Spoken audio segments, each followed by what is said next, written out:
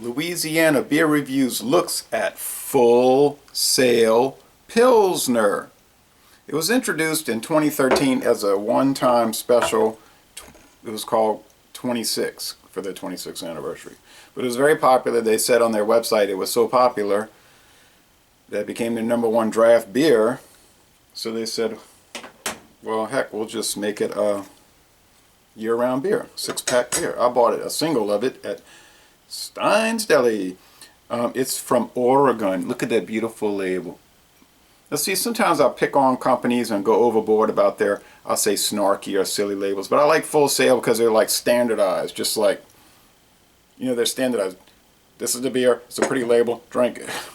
But maybe that's boring to some people. 6% alcohol, 60 international bitterness units, 47 employee owners.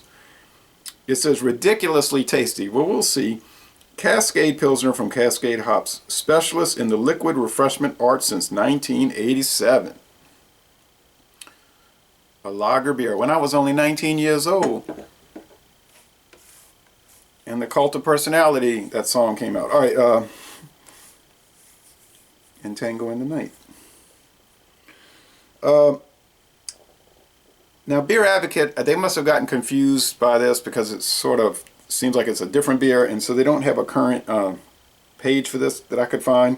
Rate Beer gives it a 90 out of 100, 99 out of 100 for the style. Now, in the old Cascade Pilsner thing from BA, the Bros, this was from 2002, an older one. They gave it world class, but I guess that's a different beer. So 6%, that's the same as Magnum malt liquor from Miller, S.A.B. Miller, introduced in 1981, 6%. Says carefully brewed from the finest malted barley and choicest hops. So, and this is, all right, anyway.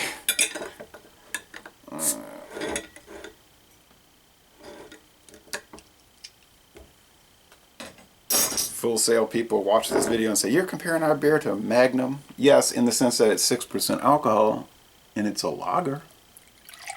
And at 6%, it would be really a malt liquor. And you notice it doesn't say beer. Because you can't sell beer if it's above, what, 5%? But you can sell lager or ale. Ale in Texas. Okie dokie. Ooh, it's a pretty thick white head and a clear golden bubbly appearance. Huh, looks like Magnum. Smell, no, it doesn't smell like Magnum. Because this has a roastier aroma. A more citrusy aroma.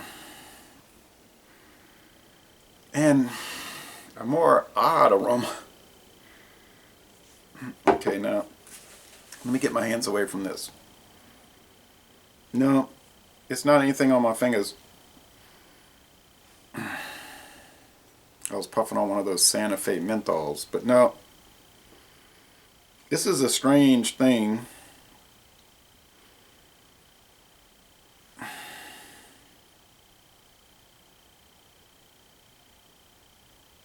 It's like some kind of burnt something, substance, resin or something. I don't know.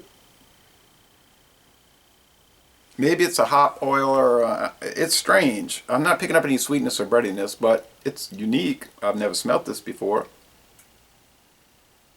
I almost said, well, maybe I smelt it with Beer 30 Ice when it first came out, but no, that can't be right. Although that's close to 6%. All right, anyway, it can't. No, it can't be.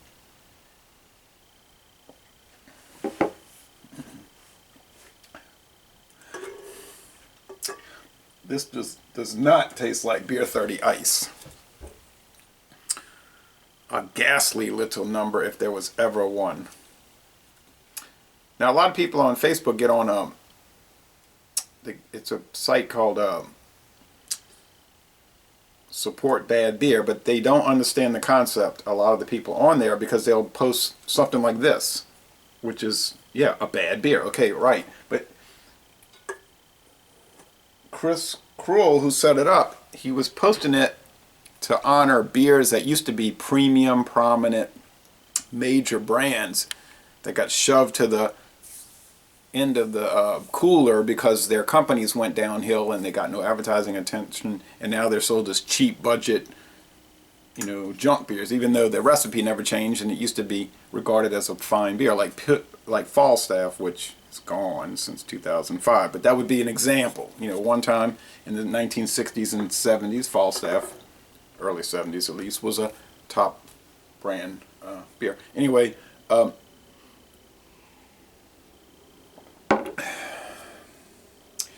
man, those Cascade hops give it a really strange flavor, and I don't know how to describe it, but it's like some citrus, but not really. I'm not good at describing beers, right? So I'll watch some people, and they'll just say 25 things about a beer: peanut butter, oregano, thyme, Panera bread from eastern Bosnia that was produced in April. You know, all these things, and I don't know where they're coming up with this stuff.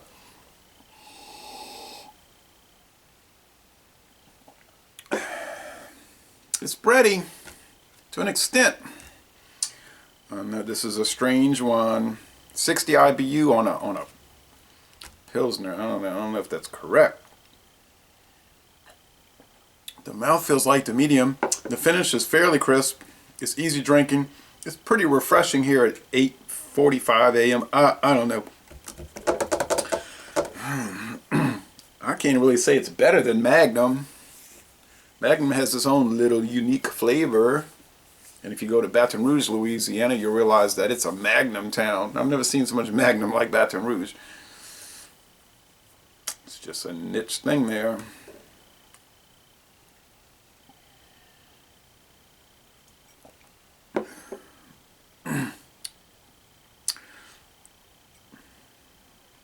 It's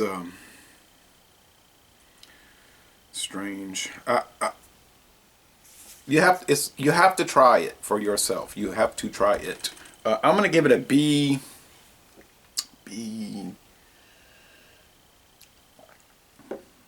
gonna give it a B plus. I think it's very good. Now you know the Magnum is made with corn syrup but no additives or preservatives. But corn syrup, a filler. You know, it's a very cheaply made thing.